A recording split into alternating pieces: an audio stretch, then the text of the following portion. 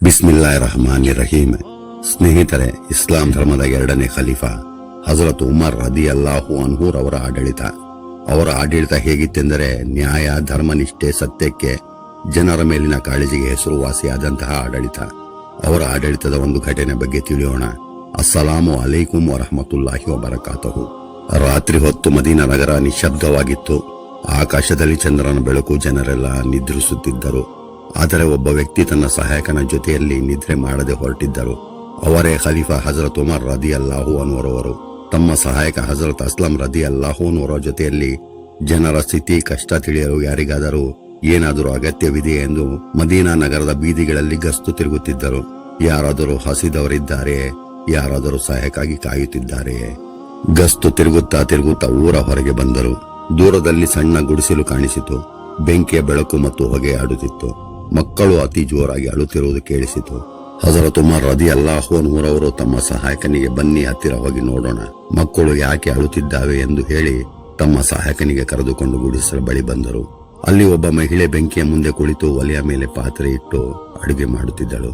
ಪಕ್ಕದಲ್ಲಿ ಮಕ್ಕಳು ಅಳುತ್ತಿದ್ದವು. ಆ ಮಕ್ಕಳಿಗೆ ಸಮಾಧಾನ ಮಾಡುತ್ತಿರುವುದು ಕಂಡರು. ಹಜರತ್ ಉಮರ್ ರದಿಯಲ್ಲಾಹು ಅನ್ಹುರವರು, ಸಹೋದರಿ, ಈ ಮಕ್ಕಳು ಯಾಕೆ ಅಳುತ್ತಿದ್ದಾರೆ ಎಂದು ಕೇಳಿದರು. ಆ ಮಹಿಳೆ ಹೇಳಿದಳು, ಅವರು ಹಸಿವಿನಿಂದ ಅಳುತ್ತಿದ್ದಾರೆ. ಹಜರತ್ ಉಮರ್ ರದಿಯಲ್ಲಾಹು ಅನ್ಹುರವರು, ಹಾಗಾದರೆ ಆ ಪಾತ್ರೆಯಲ್ಲಿ ಏನಿದೆ, ಏನನ್ನು ಬೇಯಿಸುತ್ತಿದ್ದೀರಿ ಎಂದು ಕೇಳಿದರು. ಆ ಮಹಿಳೆ ಹೇಳಿದಳು, ಪಾತ್ರೆಯಲ್ಲಿ ನೀರು ಮತ್ತು ಸಣ್ಣ ಕಲ್ಲುಗಳಿವೆ. ಈ ರೀತಿ ಏಕೆ ಮಾಡುತ್ತಿದ್ದೀರಾ? ಯಾಕಂದರೆ ಅಡುಗೆ ಆಗುತ್ತಿದೆ ಎಂದು ತಿಳಿದು ಮಕ್ಕಳು ಹಾಗೆ ನಿದ್ರೆಗೆ ಜಾರುವಂತೆ ಮಾಡಲು ಈ ರೀತಿ ಮಾಡುತ್ತಿದ್ದೇನೆ. ಅಡುಗೆ ಆಗುತ್ತಿದೆ ಎಂದು ಹೇಳಿ ಅವರಿಗೆ ಸಮಾಧಾನ ಪಡಿಸುತ್ತಿದ್ದೇನೆ. ಆ ಮಹಿಳೆ ಹೇಳಿದರು, ಅಲ್ಲಾಹ್ ಸುಬ್ಹಾನಹು ವ ತಆಲಾ ಖಲೀಫಾ ಹಜರತ್ ಉಮರ್ ರದಿಯಲ್ಲಾಹು ಅನ್ಹು ಮತ್ತು ನನ್ನ ನಡುವೆ ತೀರ್ಪು ನೀಡಲಿ. ನಮ್ಮ ಕಷ್ಟದ ಬಗ್ಗೆ ಅವರಿಗೆ ಸ್ವಲ್ಪವೂ ತಿಳಿದಿಲ್ಲ. ಹಜರತ್ ಉಮರ್ ರದಿಯಲ್ಲಾಹು ಅನ್ಹುರವರು ಹೇಳಿದರು, ಅವರಿಗೆ ಹೇಗೆ ತಿಳಿಯುತ್ತದೆ? ಅವರು ನಮ್ಮ ಖಲೀಫಾ ಅಮೀರುಲ್ ಮೊಮಿನೀನ್ ಅಲ್ಲವೇ? ಅವರಿಗೆ ನಮ್ಮ ಕಷ್ಟಗಳ ಬಗ್ಗೆ ತಿಳಿಯಬೇಕಿತ್ತು ಎಂದಳು. ತಮ್ಮ ಕಣ್ಣ ಮುಂದೆಯೇ ತಮ್ಮ ಪ್ರಜೆಗಳು ಕಷ್ಟ ಪಡುತ್ತಿರುವುದನ್ನು ನೋಡಿ ಹಜರತ್ ಉಮರ್ ರದಿಯಲ್ಲಾಹು ಅನ್ಹುರವರ ಹೃದಯ ಮಿಡಿಯಿತು. ಕಣ್ಣುಗಳಲ್ಲಿ ನೀರು ತುಂಬಿತು.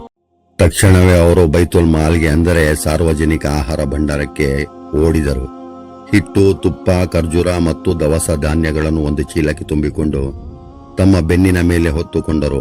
ಅವರ ಸಹಾಯಕ ಹಜರತ್ ಅಸ್ಲಂ ರದಿಯಲ್ಲಾಹು ಅನ್ಹುರವರು, ಯಾ ಅಮೀರುಲ್ ಮೊಮಿನೀನ್, ನಾನು ಇದನ್ನು ಎತ್ತುಕೊಂಡು ಬರುತ್ತೇನೆ, ತಾವು ಇದನ್ನು ನನಗೆ ಹೊರಿಸಿರಿ ಎಂದರು. ಹಜರತ್ ಉಮರ್ ರದಿಯಲ್ಲಾಹು ಅನ್ಹು ತಮ್ಮ ಸಹಾಯಕ ಹಜರತ್ ಅಸ್ಲಂ ರದಿಯಲ್ಲಾಹು ಅನ್ಹುಗೆ ಹೇಳಿದರು, ಪ್ರಳಯದ ದಿನ, ಅಂದರೆ ತೀರ್ಪಿನ ದಿನದಂದು ನೀನು ನನ್ನ ಪಾಪದ ಹೊರೆಯನ್ನು ಹೊರಲು ಸಾಧ್ಯವಿಲ್ಲ. ಈ ಹೊರೆಯನ್ನು ನಾನೇ ಹೊರಬೇಕು, ಏಕೆಂದರೆ ನಾನು ಇವರ ಖಲೀಫಾ, ಇದು ನನ್ನ ಕರ್ತವ್ಯ. ಆ ಹಿಟ್ಟಿನ, ದವಸ ಧಾನ್ಯಗಳ ಚೀಲವನ್ನು ಹಜರತ್ ಉಮರ್ ರದಿಯಲ್ಲಾಹು ಅನ್ಹುರವರು ತಮ್ಮ ಬೆನ್ನ ಮೇಲೆ ಹೊತ್ತುಕೊಂಡು ಆ ಮಹಿಳೆ ಬಳಿಗೆ ಹಿಂದಿರುಗಿದರು ಮತ್ತು ತಾವೇ ಆ ಪಾತ್ರೆಯಲ್ಲಿ ಆಹಾರ ಪದಾರ್ಥಗಳನ್ನು ಹಾಕಿ ಅಡಿಗೆ ಮಾಡಲು ಪ್ರಾರಂಭಿಸಿದರು. ಹೊಗೆಯು ಅವರ ಕಣ್ಣಿಗೆ ಹೋಗುತ್ತಿತ್ತು. ಒಲೆಯನ್ನು ಊದುತ್ತಿದ್ದರು. ಕೊನೆಗೆ ಆಹಾರ ಸಿದ್ಧವಾಯಿತು. ಹಜರತ್ ಉಮರ್ ರದಿಯಲ್ಲಾಹು ಅನ್ಹುರು ತಮ್ಮ ಕೈಯಾರೆ ಹಸಿದ ಮಕ್ಕಳಿಗೆ ಊಟ ಬಡಿಸಿದರು. ಮಕ್ಕಳು ಹೊಟ್ಟೆ ತುಂಬಾ ತಿಂದು ಸಂತೋಷದಿಂದ ನಗಲು ಮತ್ತು ಆಟವಾಡಲು ಶುರು ಮಾಡಿದರು. ಅವರ ಮುಖದಲ್ಲಿ ಮಂದಹಾಸವು ನೋಡಿ ಹಜರತ್ ಉಮರ್ ರದಿಯಲ್ಲಾಹು ಅನ್ಹು ಅವರಿಗೆ ಅತೀವ ಸಂತೋಷವಾಯಿತು. ಆ ಮಹಿಳೆಯು, ಅಲ್ಲಾಹ್ ಸುಬ್ಹಾನಹು ವ ತಆಲಾ ನಿಮಗೆ ಒಳ್ಳೆಯ ಪ್ರತಿಫಲ ನೀಡಲಿ. ಹಜರತ್ ಉಮರ್ ರದಿಯಲ್ಲಾಹು ಅನ್ಹುರ ಬದಲಿಗೆ ನೀವೇ ಖಲೀಫಾ ಮತ್ತು ಅಮೀರುಲ್ ಮೊಮಿನೀನ್ ಆಗಲು ಯೋಗ್ಯರು ಎಂದಳು. ಹಜರತ್ ಉಮರ್ ರದಿಯಲ್ಲಾಹು ಅನ್ಹುರವರು, ಸಹೋದರಿ, ನೀನು ನಾಳೆ ಬೆಳಗ್ಗೆ ಅಮೀರುಲ್ ಮೊಮಿನೀನ್ ಖಲೀಫರನ್ನು ಭೇಟಿಯಾಗಲು ಹೋಗು, ನಾನು ನಿಮಗೆ ಅಲ್ಲೇ ಸಿಗುತ್ತೇನೆ ಎಂದರು. ಆ ಮಹಿಳೆ ಮಾರನೇ ದಿನ ಮದೀನಾ ನಗರಕ್ಕೆ ಬಂದು ಹೇಳಿದರು, ನಾನು ಅಮೀರುಲ್ ಮೊಮಿನೀನ್ ರನ್ನು ಭೇಟಿಯಾಗಲು ಬಂದಿದ್ದೇನೆ.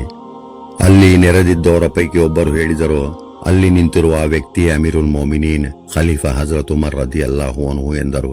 ಹತ್ತಿರ ಹೋಗಿ ಆ ಮಹಿಳೆ ನೋಡಿ ದಿಗ್ಭ್ರಮೆಗೊಂಡರು.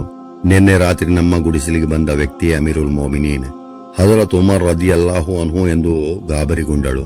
ಹಜರತ್ ಉಮರ್ ರದಿಯಲ್ಲಾಹು ಅನ್ಹುರವರು ಆ ಮಹಿಳೆಯನ್ನು ನೋಡಿ, ಇವರು ನನ್ನ ಸಹೋದರಿ ಎಂದು ಸಂಬೋಧಿಸಿದರು. ಇವರಿಗೆ ಇಂದಿನಿಂದ ವಜೀಫಾ, ಅಂದರೆ ತಿಂಗಳಿಗೆ ಸಹಾಯಧನ ಕೊಡಿ ಎಂದು ಆದೇಶಿಸಿದರು.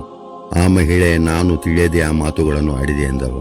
ಹಜರತ್ ಉಮರ್ ರದಿಯಲ್ಲಾಹು ಅನ್ಹು, ನೀವು ಸರಿಯಾದ ಮಾತನ್ನೇ ಆಡಿದಿರಿ ಎಂದರು.